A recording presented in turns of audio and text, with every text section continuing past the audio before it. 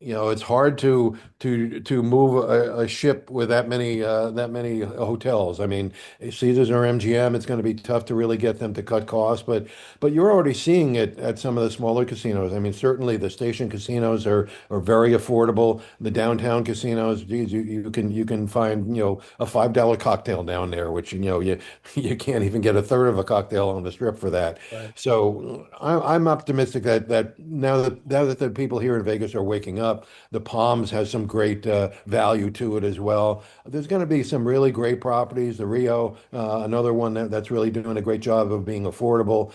So I think there's going to be some response to that.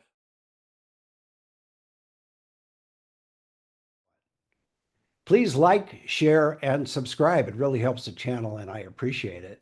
When it comes to understanding the world of casinos, gaming, and the people who built the industry, few journalists have had a front row seat quite like Roger Gross. On this episode of Talk About Las Vegas, I sit down with one of the most respected voices covering the gaming world. Roger is the editor at large of Global Gaming Business, widely considered the leading trade publication covering casinos and gaming around the globe. Over the years, he's interviewed industry titans, chronicled the rise of major gaming markets, and documented the personalities and power moves that shape modern casino culture.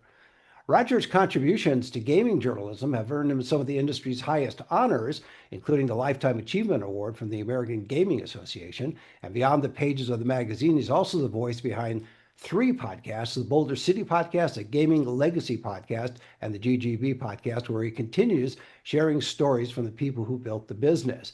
In this episode, Roger talks about GGB under new ownership, some of their history, and the latest challenge: prediction markets. So you can follow Roger on X at Real Roger Gross. That's with one S, not two S's. Otherwise, it would be Gross, and he's not Gross. I can attest to that. Anyway, Roger, welcome to the show. Thanks for having me, Ira. I appreciate it. We go Yeah, back a long way. I always like to catch up with you. yeah, absolutely. Same here. You're still busy, as we mentioned before we started. You were theoretically in semi-retirement, but you're doing more now than I think you did I anytime you am. remember. You've always been busy, but you never seem to stop. So as long Yeah. as you're enjoying yourself, right? Absolutely. And my wife is starting a new company, so she won't let me stay semi-retired. So I'm in big trouble now. I have to start out by asking, what in the world got you into the world of gaming to begin with? Because as I think back our association over the decades, you were always there. So something must have triggered your interest and involvement in the industry. It goes back over 50 years, Ira. I was a musician in Washington, D.C. I was in a band, and the band broke up, and I knew a guy in Atlantic City. My first wife was from Atlantic City, so we went up there, and I was going to play in the casinos. They had just been legalized in 1976. And then we realized, oh, the casinos don't allow original rock and roll music in the lounges. And so I had to get serious, and I became a dealer at Caesars, the second casino to open in Atlantic City, and that's how I got into it. I saw a little newsletter floating through the dealers lounge one day called Casino Journal. I contacted the publisher and began to write for him, and eventually I was able to stop dealing and work as a journalist, which is one of my chosen profession at this point.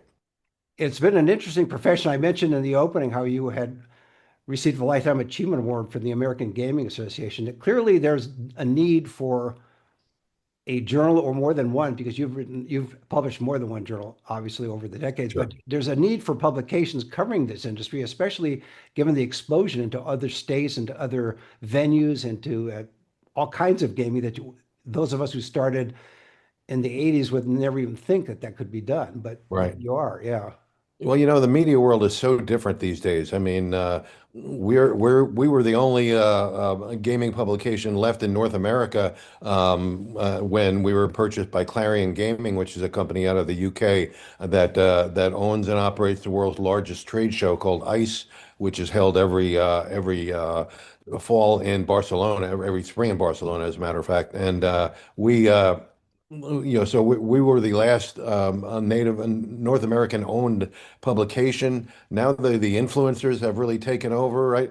I just found out yesterday that there's actually agencies that serve for influencers. If you want to get a certain influencer, you go to one of these agencies. I thought that's a great idea, but then I realized there's a whole bunch of them already. So Yeah. I'm way behind the eight ball on that one. Well, I think you're influential without being one of those influencers. I think that's for a whole other level of demographic. But For sure, yeah. when you look at the time that's gone by in the industry, and I want to talk about the prediction market in a minute, but for you, what's the most surprising change in the gaming industry, either in Las Vegas or in general? Well, I think the expansion of gaming was certainly the important part. I got into gaming when it was expanded into New Jersey, really the only second legal gaming jurisdiction, and then it grew across the country over the next 20 years, and then online gaming. I think that's probably the biggest change that happened. Now sports betting is in about 40 jurisdictions in the U.S. Online gaming is a little slower to expand, but it's already close to 10 states and jurisdictions. So. I think that's probably the biggest change.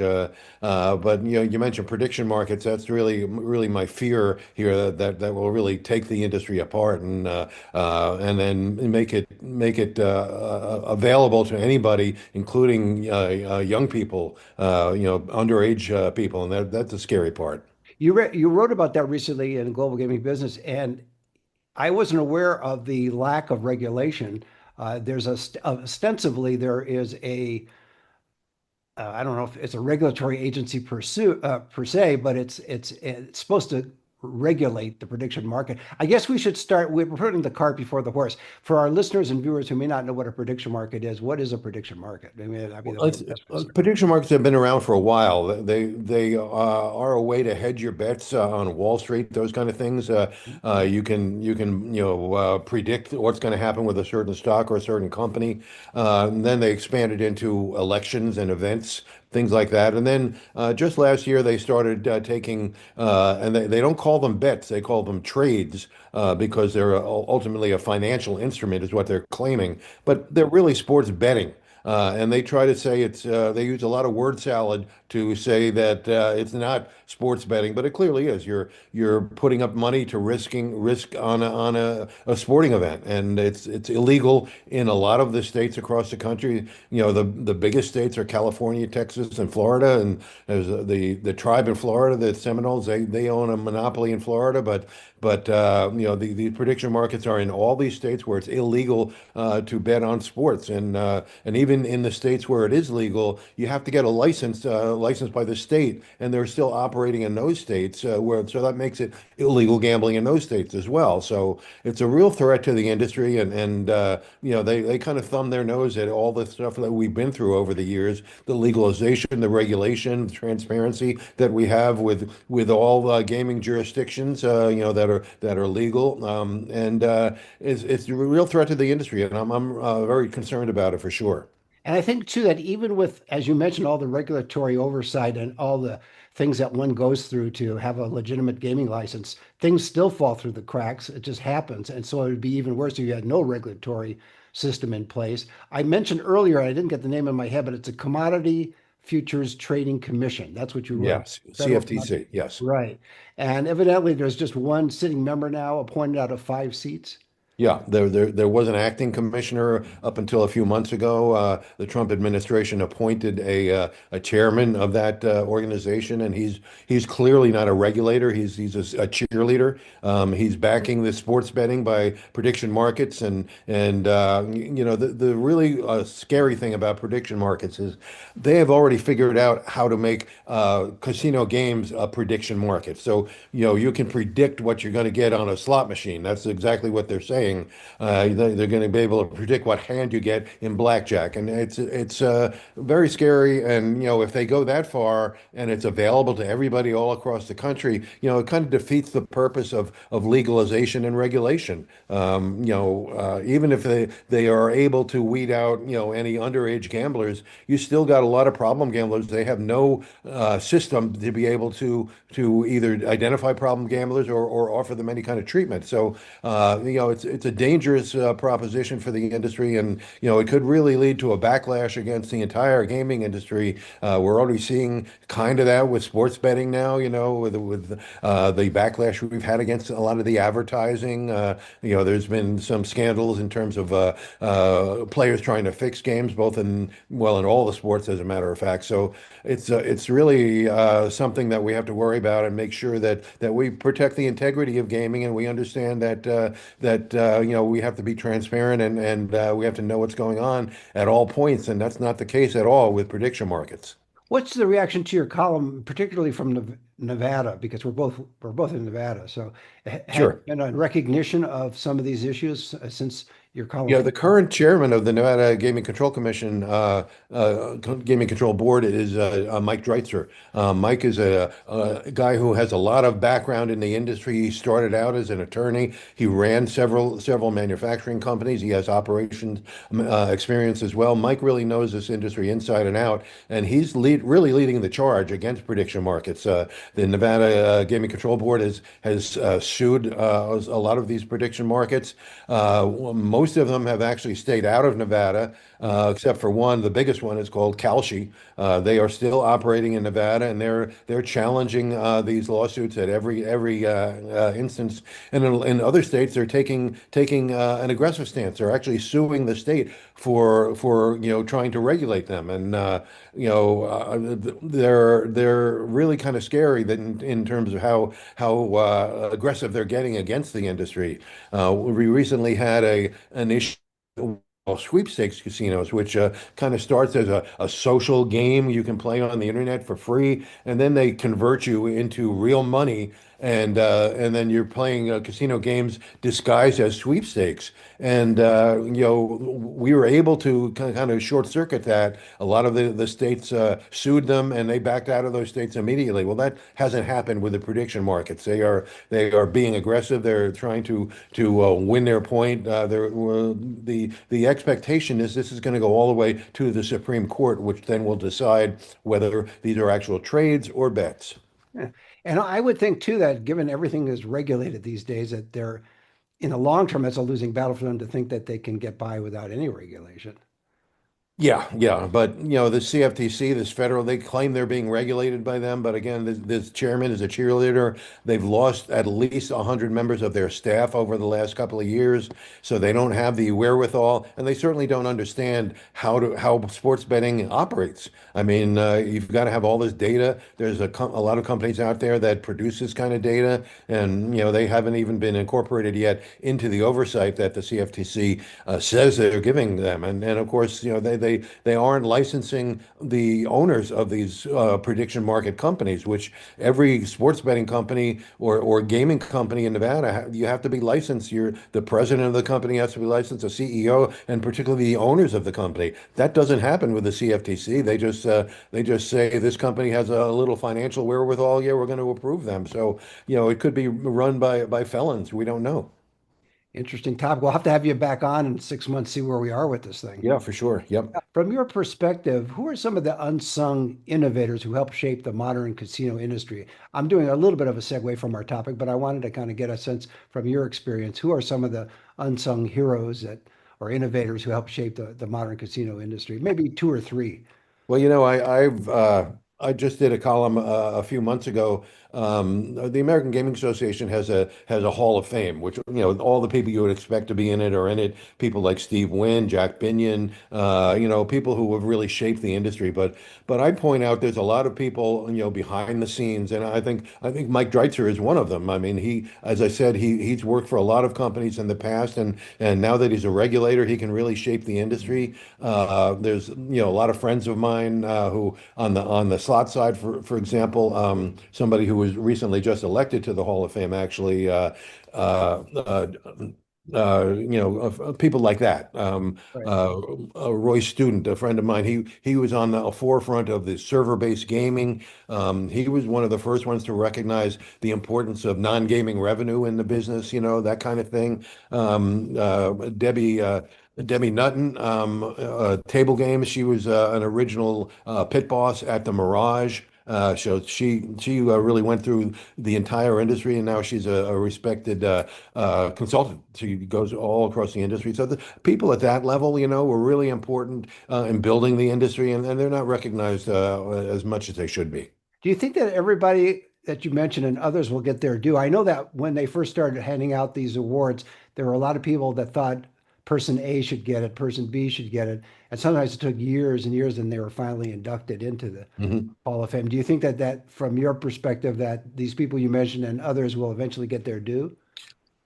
You really have to have a big name to get into the AGA Gaming Hall of Fame, and unfortunately, these people again operated behind the scenes, and the people who are important know who they are, but Yeah. not not the big newspapers and things like that. But you know who's not in the AGA Gaming Hall of Fame, which I point out quite frequently, and to their detriment, I think people like Elvis Presley. He's not in the Gaming Hall of Fame. He was the man that invented residencies, back back in the 1960s, and then Howard Hughes is not in the Gaming Hall of Fame. Here's the guy that revolutionized Las Vegas, that really kind of kicked the mob out of Las Vegas and made it open for corporate ownership.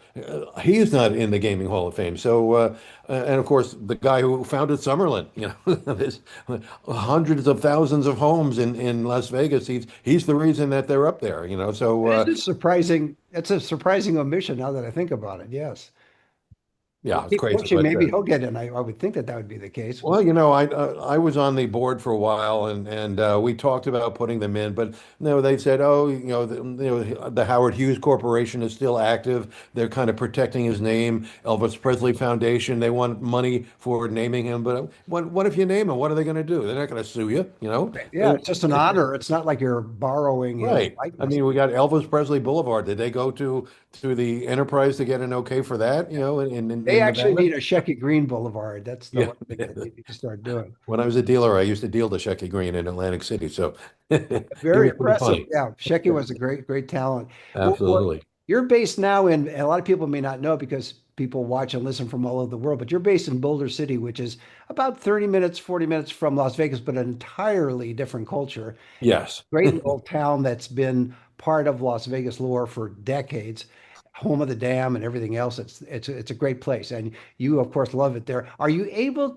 Do you feel that you're able to keep tabs on the industry from that location as opposed to being either in Las Vegas direct or Atlantic City direct?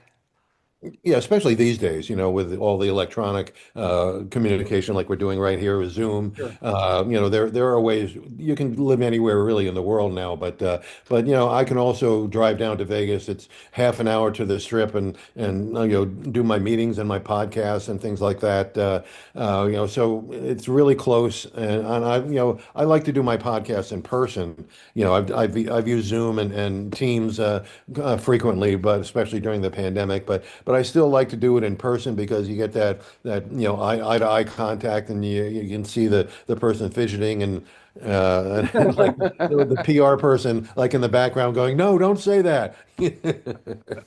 I'm afraid I'm Zoom addicted. It's just much easier. I used to do Right. it in person, but so there's three podcasts that you do: the Boulder City podcast, the Gaming Legacy podcast, and the GGB podcast. So let's take those all three apart, and I assume they're available in the usual places, including Apple Podcasts. Yes.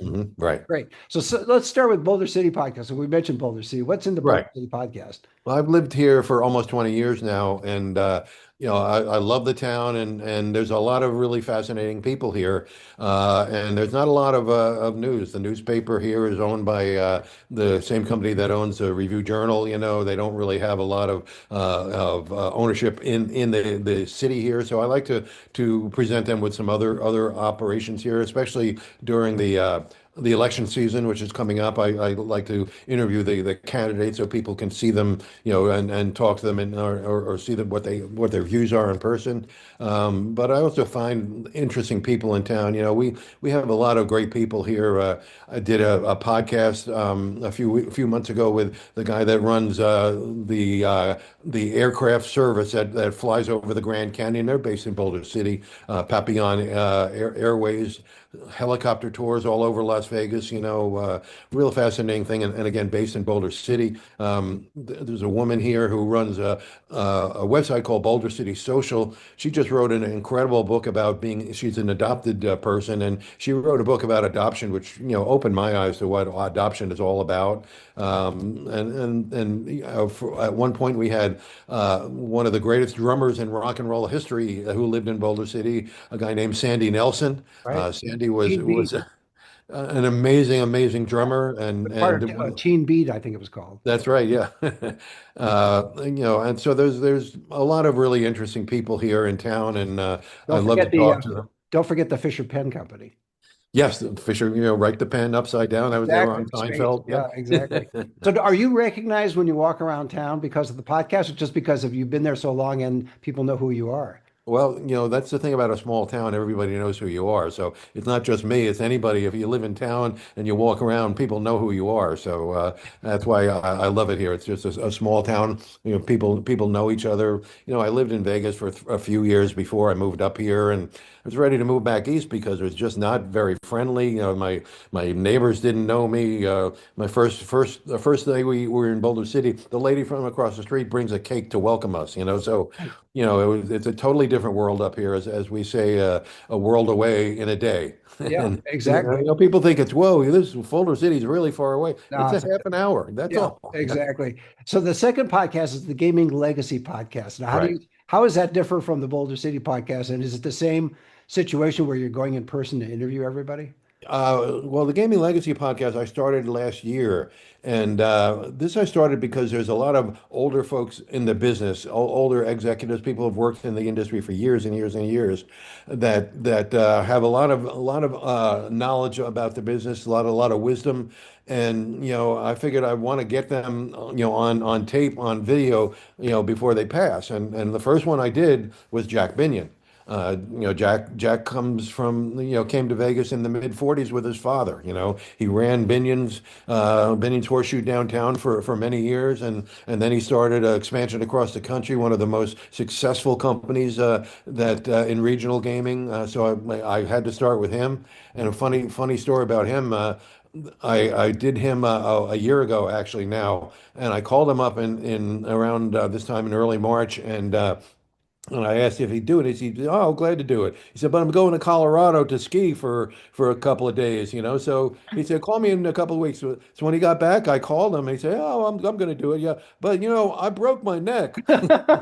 Gee, I don't mean to laugh, but it's just No, he's this a guy great. he's Yeah. 88 years old and he's still skiing, and he broke his neck skiing, and he comes on my podcast with one of those neck braces on, and he was such a gentleman to be able to do that, and just incredible. And so, he's one of the people I got. I got Jan Jones early on.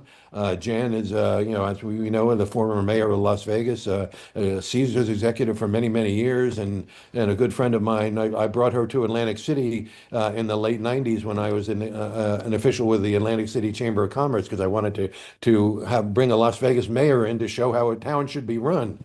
And so we became friends then, and Jan's a great person. So that was a podcast I really enjoyed doing. I just did one here in Boulder City. I did a dual podcast with Art Manteris.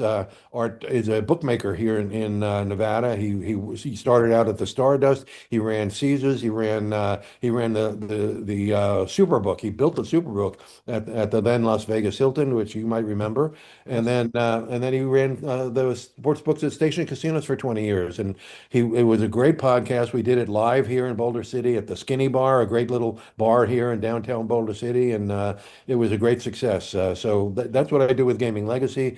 GGB podcast is I've interviewed the current executives. For example, next week I'm going to interview Jonathan Jossel down at the Plaza in downtown Las Vegas. Jonathan's done a great job there developing that property and really bringing up downtown. Along with Derek Stevens, what he's done at Circa has been unbelievable. So that's the difference between the Gaming Legacy and the GGB podcast. Are you optimistic based on your experience and even from these interviews that you're doing currently? Are you optimistic about the future of Las Vegas, both on the strip and downtown, given some of the challenges, including what people perceive as way expensive rooms, way expensive food, paid parking, etc. Yeah, I think that's going to change to a certain extent. Maybe not with the big corporate casinos. I mean, it's hard to move a ship with that many hotels. I mean, Caesars or MGM, it's going to be tough to really get them to cut costs. But you're already seeing it at some of the smaller casinos. I mean, certainly the station casinos are very affordable. The downtown casinos, geez, you can find a $5 cocktail down there, which you can't even get a third of a cocktail on the strip for that. Right. So I'm optimistic that now that the people here in Vegas are waking up, the Palms has some great value to it as well. There's going to be some really great properties. The Rio, another one that's really doing a great job of being affordable. So I think there's going to be some response to that. I don't see it really happening on the Strip that much, but the Strip is really being built for non-gaming. For years, for the last 10 years, non-gaming revenue has surpassed gaming revenue, and they don't seem to care about that.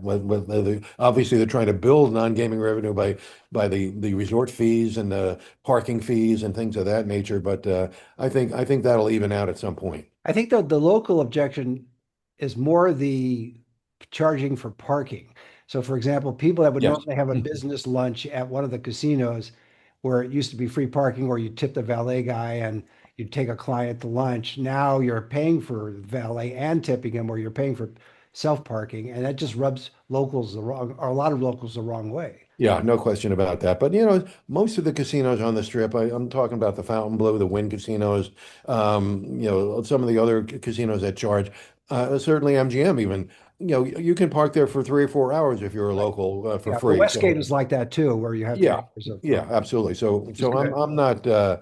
I'm not so worried much more about the locals, but unless you're going to see like a hockey game, when I went to the Knights the other night, and Yeah, I'm lucky I have there's other ways around it. I have the MGM credit card, which allows you to park free at any of their any of their properties, and there's right. no fee on the MGM credit card. So that's a great little tool that you can have and not have to get charged for parking. Yeah, it's easy to walk over then to the arena Yeah, and yeah, watch. True. So absolutely. after all these years in the industry, do you think is there anything that people misunderstand about the gaming industry? Well, I still read people think that the casino can flick a switch and change the payout on a slot machine, which is not true. I mean, you've got to physically go into the machine, unplug the RNG, plug a new one in, they have thousands of machines, and they've already done their work on that, and they make enough money on that, and the more money they get through it, the more money they make. So, that's kind of silly, but people still believe that. So before I let you go, what's your optimistic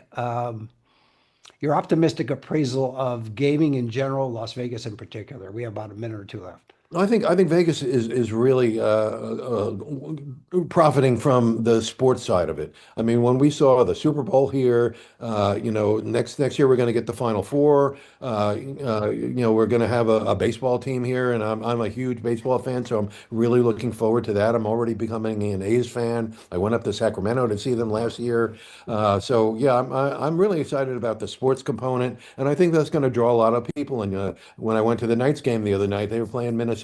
Half the people in the joint were Minnesota people, so they're not there. They're not there just for the night. They're coming for a few days. So I think that's really going to help. And certainly the entertainment is fantastic. And I think the industry as a whole has a real positive future ahead of it. As long as we can keep our heads on when it comes to making sure that people are protected, that we don't have a lot of problem gambling situation. I mean, that is definitely an issue, and is more so of an issue with this online gambling, this online sports betting. When you have a casino in the palm of your hands with a phone, that can really become addictive, and we need to keep an eye on that, make sure we can rein it in without really hurting the business. Well, that's a great way to leave it. My guest has been Roger Gross, one S, Gros, editor at large of Global Gaming Business, and he's the host of Boulder City Podcast, the Gaming Legacy Podcast, and the GGB Podcast. And you can follow Roger on X at Real Roger Gross. And Roger, thanks for being on the show. Oh, great to have you. Great to be with you, Ira. And we go way back, so let's do this again sometime. Absolutely. See you next time.